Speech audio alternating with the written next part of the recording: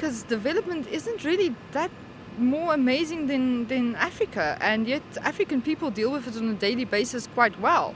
So maybe Americans can actually learn something in regards to that and stop electing idiots as presidents. What Donald Trump said is offensive because at the end of the day we're all human beings created in the property of God. So we are all part of one. America is not right because the country is for us, not for Donald Trump.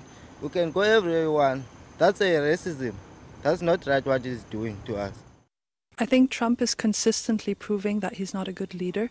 There's nothing diplomatic about him. There's nothing moral about him. And standing here on the African continent as an Egyptian, I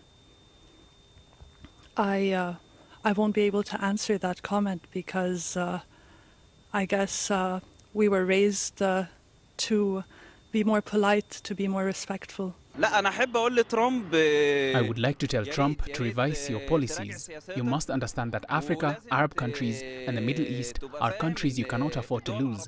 At the end, what you will get from this attitude is the hatred of peoples of the continents of Africa and Asia. This proves that even as a president, he is the most narrow-minded person in the world. He's shown us that he looks down on African nations as being lower than the US. On the contrary, Africa has raised many brilliant minds, among them his predecessor Barack Obama. Well, I think it is not unnatural of American President Donald Trump. We are used to what I will call infantile tantrums from the leader of the #1 nation in the world, because you expect such a person occupying that office to be responsible, to become a world citizen with his remarks and conduct.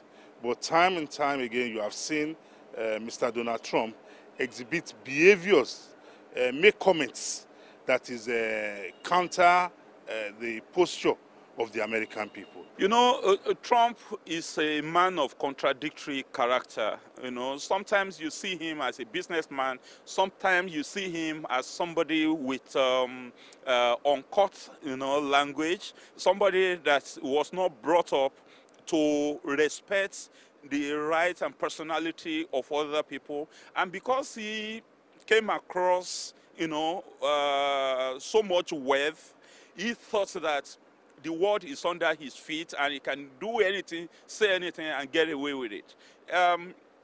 He has caused some countries in the some third world countries worse names than that. And he has a kind of pathetic hatred for the poor countries of the world.